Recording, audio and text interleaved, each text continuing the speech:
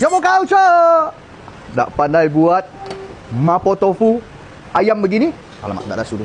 Tika, suruh. Wah.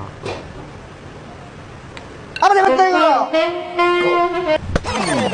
Habiskan video ni. Kunci untuk tahu supaya dia tidak terlampau senang rosak kan.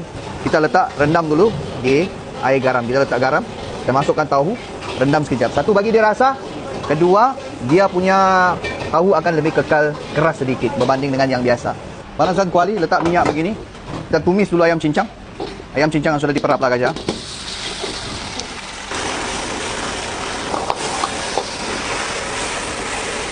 Lepas tu, kita naikkan dulu guys.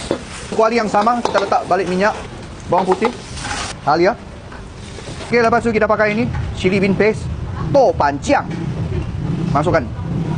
Kalau mau pedas, letak lebih sikit. Lepas tu, kita tumis dulu sekejap. Masukkan sos tiram. Kicap cair. Masuk balik isi ayam tadi. Masukkan chicken stock. Okey, lepas tu, kita letak rasa, gula, chicken powder, ajinomoto, lada putih sikit. Lepas tu kita letak sedikit kicap hitam bagi dia ada warna gelap sikit. Kita masukkan tahu guys. Okey, kita masak sekejap. Kalau nak cukup pekat, kamu boleh kasih pekat lagi sikit, tapi bagi saya okey sudah sebab tadi perapan daging hancur tu saya ada letak sedikit tepung jagung itu.